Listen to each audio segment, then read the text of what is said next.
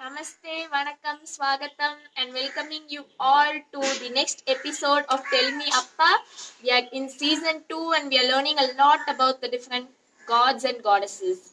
So, we just finished the Navaratri last week with Vijay Dasmi on Monday, and we had a continuous Shakti. So, we had the feminine Shakti, we had a continuous 3 Sundays of feminine Shakti. And now, in our 25th episode of Tell Me Appa of season 2, we are here with our Hanumanji, and we must be really grateful that we can speak about him. Such a great, well, I can't say a person, I can't say a creature, like just energy would be better.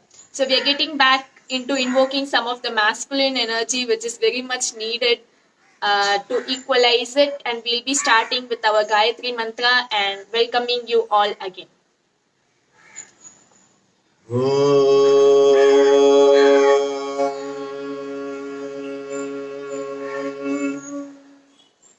Anjaneyaya vidmahe Ramadutaya dhimahi Tanno Maruti Prachodayate Om. Jai Bajrang Bali. The wonderful energy of Hanumanji, the epitome of Bhakti Yoga, having the Ashta Siddhi and Navadnidhi. Such a pleasure today, Dhivya, to talk about Lord Hanuman. That wonderful, wonderful example of the ethos of our beloved Indian culture of Sanatana Dharma. So, as we have been covering overall many of the gods and goddesses, many of you have also side by side requested for other topics, but like we have started this, so we have to complete this. And we are not done yet. Even after Hanumanji, we have 1 or 2 more. Like we can go on, but we are trying to cover the main number, and then we'll be moving on to different interesting topics like the different devotees or the different like examples, really good examples for Bhakti Yoga, and we'll be covering all of that in the upcoming episodes. So keep being updated with us. So we'll start with our 25th episode today of our season 2 of Tell Me Appa. So initially, like Hanuman, if anyone knows Hanuman, well, where will he be? We all know, at the feet of Lord Rama. And in Hanuman lies Lord Rama and Sita, as we all know. And in this statue, there's a nice thing of that. And that's why I like this statue.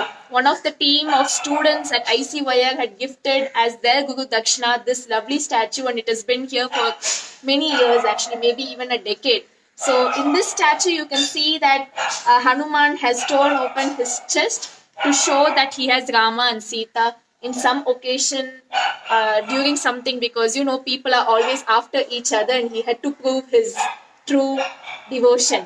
This episode actually, Divya, it happens at the end of the Ramayana, and they have come back to Ayodhya, and everybody is taking leave of Rama, Sita and Lakshmana.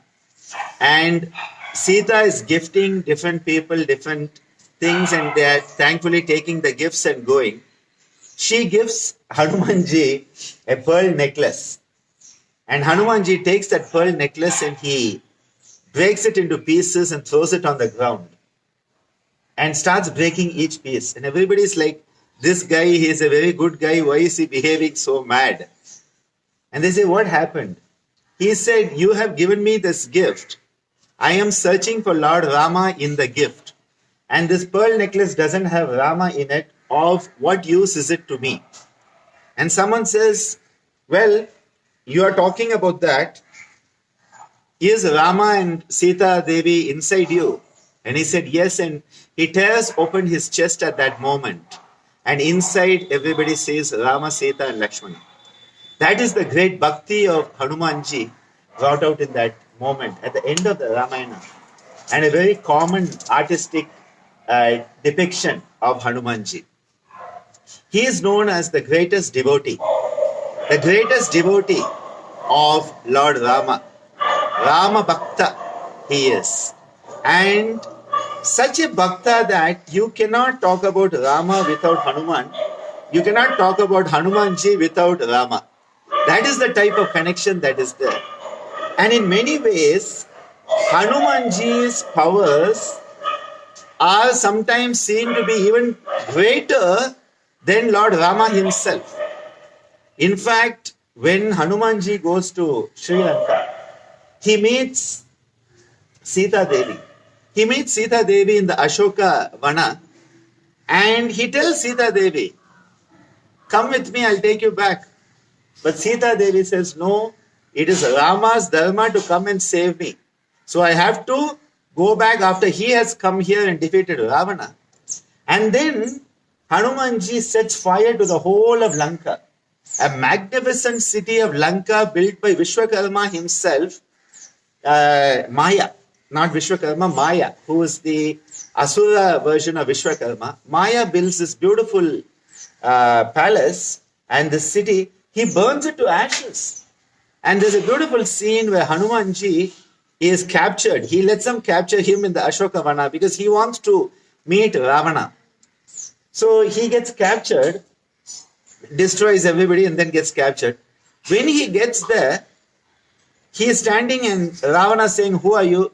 He says, "You have to give me a seat. Without a seat, I'm not going to answer you." And Ravana is like, "Why should I give you? You monkey, I'm not going to give you a seat." And he says, "Okay." He starts curling his tail. Many stories of Hanumanji. He makes his tail so long, curls it and creates a huge seat higher than Ravana itself in Ravana's palace. There's another time he curls it and he creates this huge tail and curves it to create a huge dome to safeguard Rama and Lakshmana from Mayil Ravana. That Mayil Ravana story is a story where really Hanumanji saves Rama and Lakshmana. Because Mayil Ravana he's a son of Ravana. He has a lot of magical powers. And what he does, Mayil Ravana, is he kidnaps Rama and Lakshmana and has imprisoned them. And he's going to sacrifice them to the goddess which he worships in the netherworld. Hanumanji gets there. And Hanumanji displays his Ashtasiddhis at that time by becoming so small to get into the prison. And he meets Rama and Lakshmana and he says, "I've come to take you back." They say, "Well, we have to destroy Mayil Ravana. What will we do? We don't have our bow, we don't have our arrow." He says, "No problem." He says, "What you do is Mayil Ravana will take you to this shrine to sacrifice you. At that time, what you must do is you refuse to bow. You refuse to bow. He will ask you to bow so that he can cut off your head and offer to the deity. He says, you refuse to bow and you say that we are the princes of Ayodhya. We don't know how it is to bow, and you ask Mayil Ravana to demonstrate how to bow. And I will take care of the rest." And it happens that way. Rama and Lakshmana are taken to that shrine and Mayil Ravana says, "Bow down to the deity," and he's going to cut their head. And they say, "We don't know how to bow. We are the princes of Ayodhya, Rajakumara." And they said, "If you tell us how to do and show us, we'll try." So Mayil Ravana bows down, and at that moment Hanumanji, who was in miniature form, comes back to normal form, takes the sword and beheads Mayil Ravana and rescues Rama and Lakshmana. Another time when Lakshmana has been killed, he is actually killed by Indrajit, another son of Ravana, and the Nagastra that he uses, the serpent power.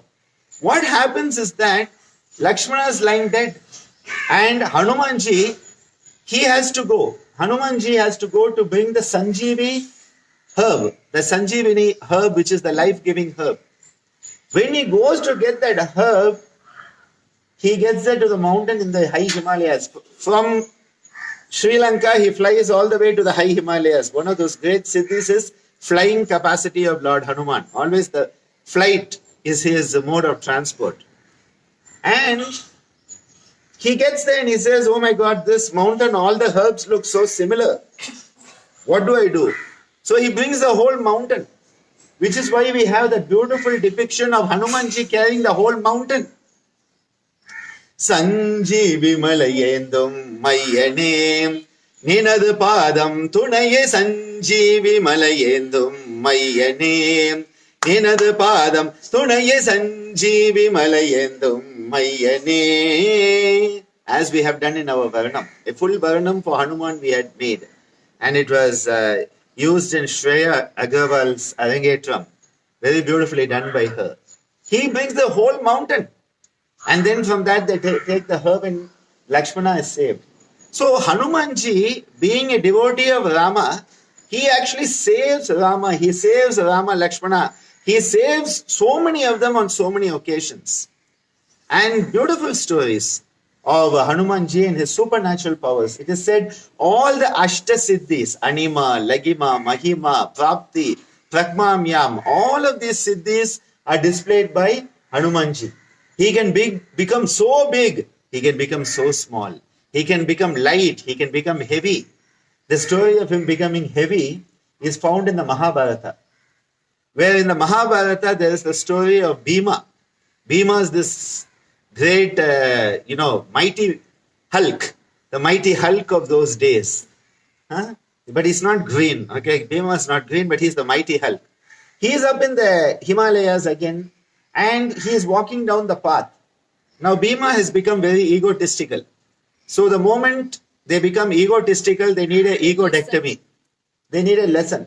So, his brother Hanumanji, because both Hanumanji and Bhima are the divine sons of Vayu, the wind god. Both are Vayu Putra. So Hanumanji is from Ramayana time. So he is the elder brother of Bhima. And what is happening is that Bhima is walking down that pathway to get a certain flower for Draupadi. And he sees this old monkey lying on that path. Hanumanji comes as an old monkey lying on that path. The tail is across the path. And Bhima says, "Hey, you monkey, get out of the way." And no response. And this goes on. Bhima really gets so angry. And he says, "Why don't you get out of the way?" And the Hanumanji in the form of the old monkey says, "I am such an old monkey. You are such a great guy. Why don't you just move my tail and walk by?" And so Bhima tries to lift the tail of Hanumanji. And this is often depicted in our dance and all, because first he just tries with one toe and then one finger, and nothing works. Both hands, and he's struggling and he falls down. And then he realizes it is his big brother, his Anna, his big brother, Badabai. He realizes that his elder brother Hanumanji has come to teach him a lesson and subdue his ego. And at that moment, Hanumanji gives him the blessing. And he says, "I will be with you in the Mahabharata on your side." And he said, "I will be in the flag of Arjuna's chariot." So Arjuna's chariot is a very special chariot, because that chariot, the charioteer is Lord Krishna, and the flag that is flying is Hanumanji. That is why that chariot cannot be destroyed.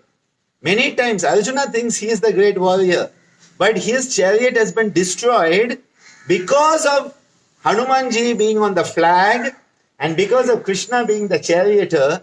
That chariot is still running. And at the end, there's a moment where Krishna tells Arjuna, "You get off this chariot." He says, No, you should get off first." He says, "No, you please get off." Because he gets off. The moment Krishna comes off the chariot, the whole chariot bursts into pieces. Because it had already been destroyed. But because of Hanumanji's power as the flag, because of Lord Krishna's power as the charioteer, that chariot sustained till the end of Mahabharata. The lesson is that we think we are the doer. We think we are so great. It is the divine who is with us, who is enabling us to manifest our dharma, follow our dharma, and by doing so, do the right thing, that which we need to do in our position. So many lessons from Hanumanji, because from the Ramayana he continues into Mahabharata. He then continues even further, because it is believed Hanumanji is Chiranjeevi.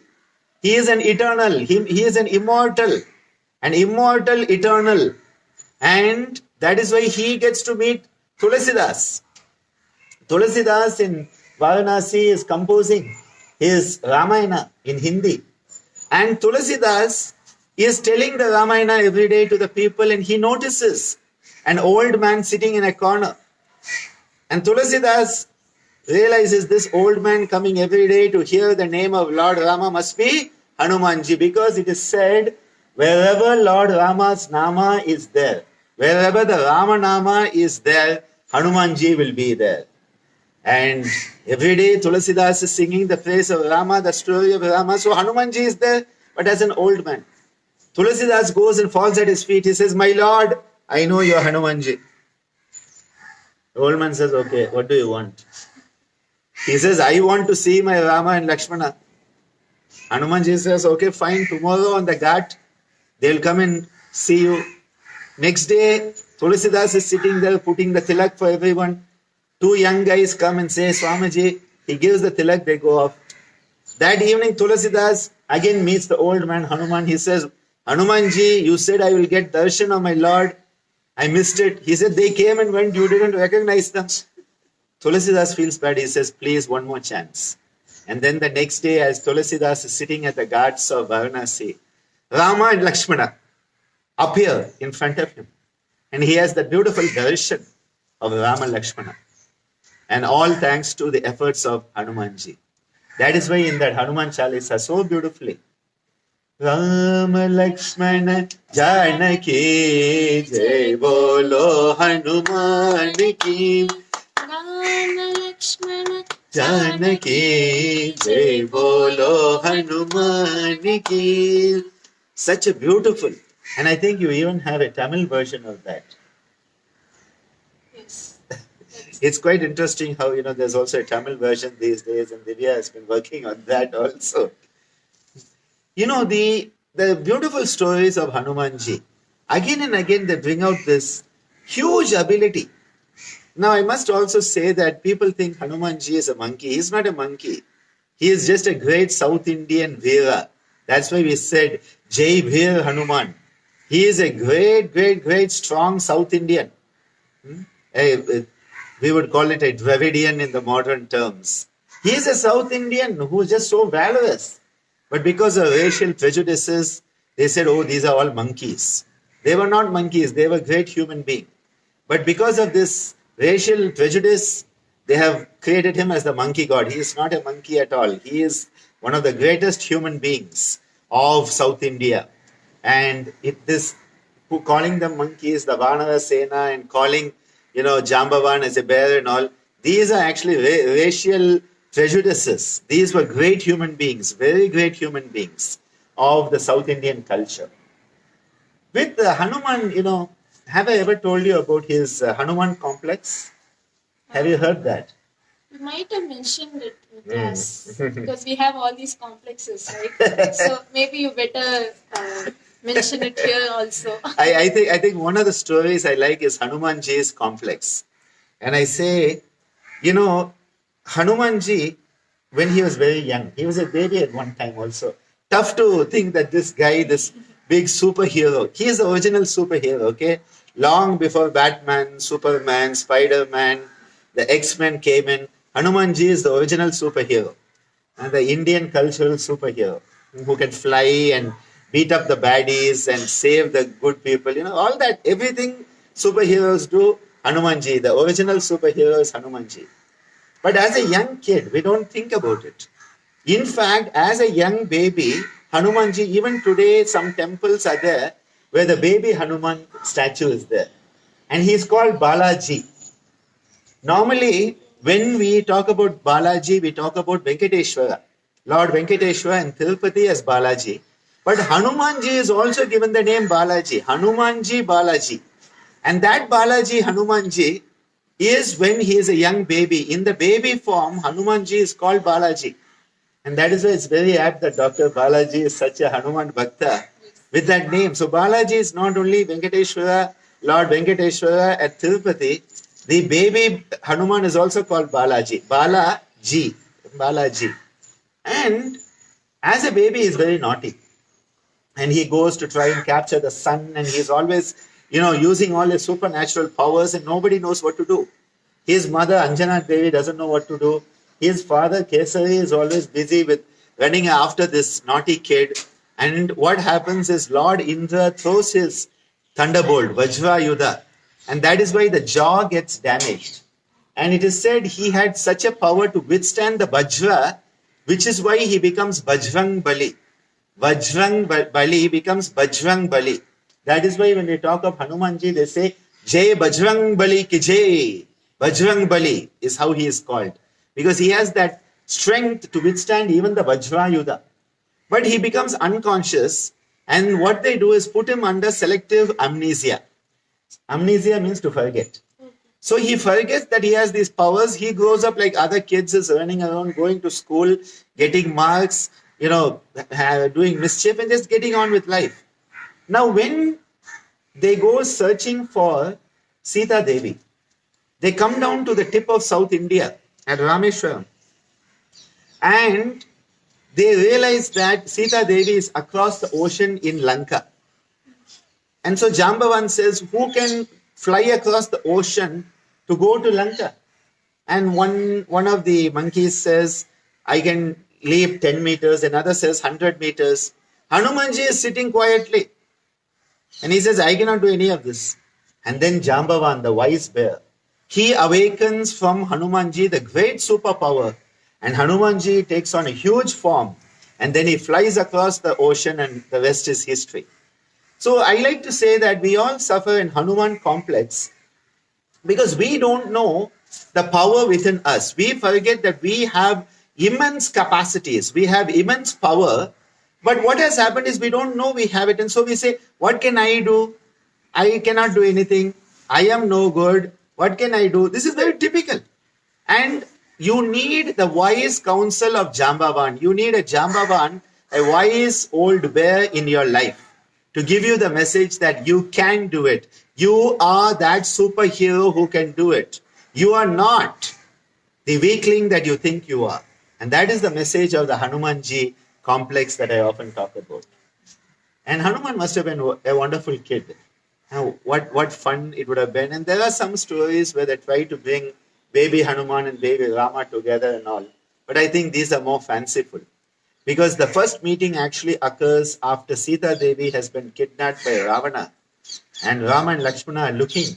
And at that time they meet Sugriva and Hanuman. They first meet Hanuman, who doesn't know who they are, and he tests them. And then once Hanumanji is confirmed that these are Rama and Lakshmana, he takes them to meet Sugriva. Then they help Sugriva, and then, everything goes on. So, can we know how he tested them? That, but he wanted to make sure that they were not Vali's people. That was the actual thing. What he was afraid, because Sugriva was hiding from his brother Vali, who had thrown Sugriva out of the kingdom because of a misunderstanding.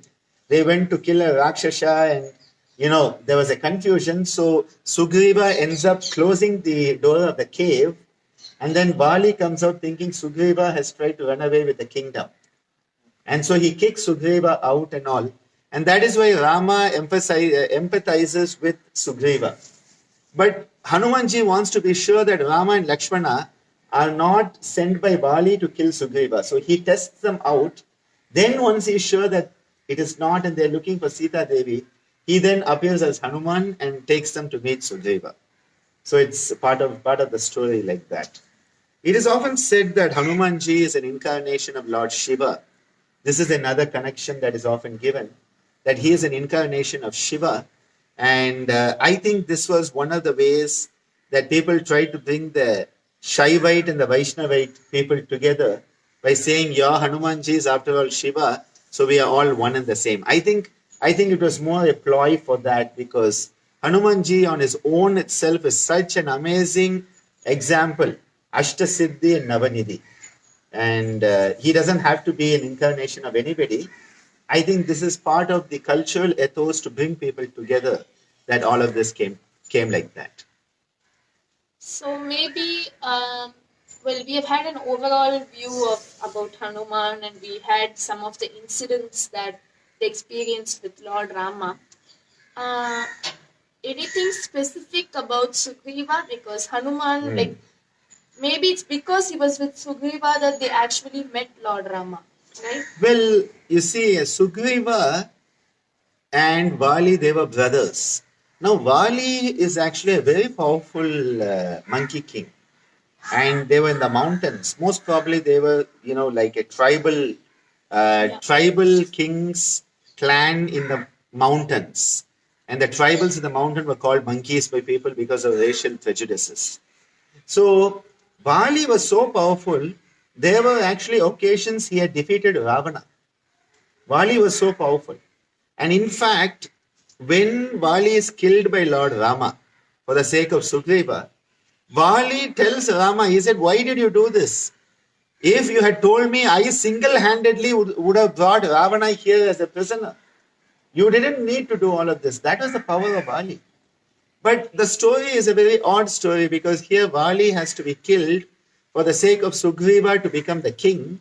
And then Sugriva helps Rama with the monkey army because Rama was in the forest, no army. He needed an army to go and battle Ravana. So Sugriva's role is mainly to provide the army, of which the very important component is Angada, who is his son. So Angad, then Jambavan, Hanumanji, all these amazing warriors were part of Sugriva's army, who then became part of Rama's army in battling Ravana. So Sugriva's role is very important because Rama would not have an army without Sugriva. And that is where Sugriva and Hanumanji, they come together to help Rama in that way. Well, it's very clear, but we have to know the person in your life who would be like Lord Hanuman. See, everybody knows this. Anybody who knows me knows that Balaji basically identifies as Hanumanji in my life. And my question is always whether I am a Rama or not. I don't know whether I am Rama or not, but for sure in my life he is Hanumanji, that all I have to do is think about him and he is there. And as they say, Hanuman to the rescue, Balaji to the rescue is very, very common in our stories of the ashram. So like you have Ramayana, Mahabharata, you will have the ashram katha sometimes. And that ashram katha, definitely the role of Hanuman is played by Balaji, no doubt about it. And that is there. I don't doubt it at all. And he's been always a great bhakta of Hanuman. And similarly, Anandraj also. Somehow when I think of Anandraj, I think of Hanumanji, and especially now with his taekwondo and his six packs and his body building and all this punching everybody, I think of the young Hanuman who needed to have Vajrayudha to calm him down. I hope we don't need a big Vajrayudha for Anandraj, but I see in Anandraj a lot of the Hanumanji. And even as a young kid, when the parrot at the beach during a yoga festival, there was this man doing Kili Joshiam with the parrot. They take a card. The card that came for you was goddess Meenakshi. I think it was Lakshmi. It was the goddess Lakshmi for you, and saying that whatever you want, you will always get whatever you want, which is so true in case of Dhivya. And with Anandraj, it was Hanumanji actually. So often with Anandraj, we have found that. And the way Balaji and Anandraj, they have that beautiful bonding is again very much that. So I see in Anandraj the future Hanumanji superhero manifesting in our story also. And right now he's still more of the monkey part. Yeah. The superhero part will come as time comes, and we all grow. We all grow and we all become a better version of ourselves, manifesting our divine potential. So I think we have covered everything, right? Like maybe we could end with the Ashtasiddhi line from the Hanuman. Yes, I think it would be nice because Dhivya for now more than a year for sure. More than a year has very regularly been singing the Hanuman Chalisa. And in fact, during the Yoganjali Natyalayam's annual day, we did a series of Yogasana demo by the young boys with her singing the Hanuman Chalisa. And I will never forget Professor Madan Mohan Sir's on spontaneously. He just got up and he was so happy to hear the Hanuman Chalisa sung by Dhivya. And it sort of has been one of her, I think, go-to mantras. Whenever you wanted to do something, you would go and sing. And So many times I've heard her sing the Hanuman Chalisa. It is so beautiful. And as I said, now also the Tamil version she's also singing. So yes, definitely it would be marvelous to hear a bit of the maybe from that Ashtasiddhi line and continue to the end. Yes, please. So initially, first I'll do the original one. That's by Tulasidas, Saint Tulasidas. अष्टसिद्धि Navnidhi के दाता असवर दीन जानकी माता राम रसायन तुम्हारे पासा सदा रहो रघुपति के दासा अष्टसिद्धि नवनिधि के दाता असवर दीन जानकी माता राम रसायन तुम्हारे पास सदा रहो रघुपति के दासा राम लक्ष्मण जानकी जय बोलो हनुमान की राम लक्ष्मण जानकी जय बोलो हनुमान की. So that was the Hindi one. Okay, I'll try the Tamil one because I'm not so confident in that yet. அஷ்டசித்தி நவநிதி உன்னருளே அன்னை ஜானகி தந்தாய் வரமே ராம பக்தியின் சாரம் நீயே எண்ணம் எல்லாமே ராமன் சேவையே அஷ்டசித்தி நவநிதி உன்னருளே அன்னை ஜானகி தந்தாய் வரமே ராம பக்தியின் சாரம் நீயே எண்ணம் எல்லாமே Raman சேவையே Rama Lakshmana Janaki ஸ்ரீராமதூதனே Maruti Rama Lakshmana Janaki Shri Ram दूतने Maruti. Actually, the Hindi, the original one is good because it's, the original one, so it's usually better. But, here singing the Hindi wouldn't be so useful. Like, okay, people would know you're singing the Hanuman Chalisa, but that's why I'm trying to start with the Tamil version because it's very important. And if I'm going to be singing here, it will be better for the people, and the Tamil version is actually quite easier because the words are actually simple and they are less, and even the meaning is very much you can understand it very easily actually. In fact, Mahatma Gandhi ji used to say that when people get the knowledge in the mother tongue, their own local vernacular mother tongue, the knowledge goes more deeper. And though I always prefer the original, it's like with the Lingashtakam. I prefer the Sanskrit Lingashtakam. But the Tamil version actually reaches people because it gets right into the heart and the soul through the mother tongue. So I understand the importance of, reaching people that way. At the same time, the original always is gold standard. And the amazing work, Tulasidas and his composition, what great bhakti that has manifested through these compositions in our culture. Real treasures. Our culture has such treasures, and we can just keep on mining and going deeper and deeper, and we can just find so many treasures if we dig deep into our culture. Well, I think we have covered, and all of you will also know the Ni Ureifai that we have already sung. That's why I didn't include that today because we already did that in the Rama episode. And that song is so beautiful. It just describes the whole scene. And especially when we were dancing to it, like in our annual days and programs, like we dancing to it, we really get into it. And one person is Rama, one person is Lakshmana, the Sancharis.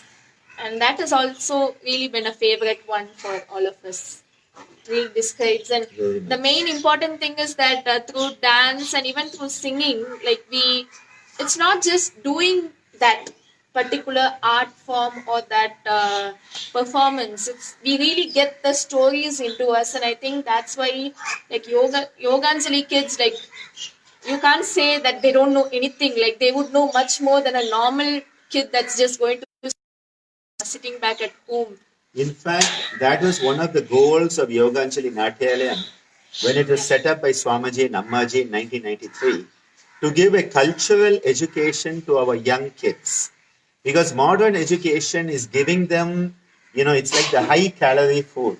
It is not giving nutritious food, it's not giving the vitamins and the minerals. So, Yoganjali Natyalayam was started to give a supplementary cultural education that would supplement what kids are getting in school as knowledge, but here they would get the cultural vitamins and minerals. And through the dance, through the music, through the yoga and Ammaji's beautiful summer classes, the kids really got the depth of the Indian culture. And so many of our kids, they know so much about the Indian culture because of these type of activities, which has been a very important role of Yoganjali Natyalayam since the last 27 years at Pondicherry. Well, I should have mentioned this in the starting, but happy Pondicherry Independence Day. Yeah, because November 1st is supposed to be Pondicherry Independence Day, and we get confused because it's on the 16th of August also. It's the day after the Indian Independence Day. Yes. So they have both these days, but we are not going to get involved into it. They have declared, so it's another holiday, but it happens to be a Sunday, so it's not so useful for most of the people. It's also the birthday of ICYER. ICYER, November 1st is the birthday, and today will be the 10th birthday because 2010 ICYER was started. So Pondicherry, ICYER's birthday was being celebrated, and then they announced November 1st would be celebrated as Pondicherry Independence Day. So you never really got to celebrate it in ICYER? No, after that we couldn't. Initially we could, but then November 1st would always be a holiday. And so, we sort of got used to celebrating it on a different day, and next week we may have something to celebrate it and mark it because it's the 10th anniversary. But Pondicherry Independence Day, November 1st, and tomorrow's All Souls Day. We had, Miladi Nabi 2 days ago on Friday. So festive season, Diwali is around the corner. Yeah, in 2 weeks. Everybody's already in festive mood. But just watch out, COVID is still out there, okay? It's not gone away. It's not gone away. And so please, please, please keep that physical distancing, the hand wash, facial, hand, eye, nose, mouth, hygiene, and wearing a mask when you go out. Please take care of yourself for the sake of others. Because when you stay safe, others can also be safe. So wishing everyone a very happy festive season on this occasion. Thank you. And before we are going to, actually conclude, just letting you know that we have a few more episodes and not many. So join us and learn as much as you can and catch as much as you can. And Yoganjali Natyalayam has started to have many of the online classes. We have yoga and dance going on. So you might be interested to pop up and join them because, kids just staying at home, and only on the phone for this purpose, they can try to do some yoga and dance. It will be quite useful, and there are many kids doing it. So you can think about it. And the ladies and gents class are also going on. So you can contact our Yoganjali Natyalayam number, and you can contact Shanmugam sir and Lalita miss who are there, and they're taking in charge of the place there. So you can think of all of this, and we have the step by step going on. We have our Tell Me Appa, and we have our Twinkling Thursdays and Wonderful Wednesdays and Scintillating Saturdays, and maybe another series coming up. I'm not sure. We don't know. It just happens. So thank you, and keep praying for all the people that are, not really suffering, but undergoing their karma. So let's give them our best wishes, and we'll try to take care, because rather than you taking care for yourself, you have to take care for your beloved people and your family members at least, because if you harm yourself, rather than you hurting yourself, it's hurting the other people. So on this occasion, we will we'll pray to Lord Hanuman to give us his blessings and the strength to go through these hard times, and wish you all success and have a lovely festive mode family to all of you. Enjoy it with your family, but still keep taking care of your health and take care of everyone around you. Keep smiling and stay safe. See you all in the next episode.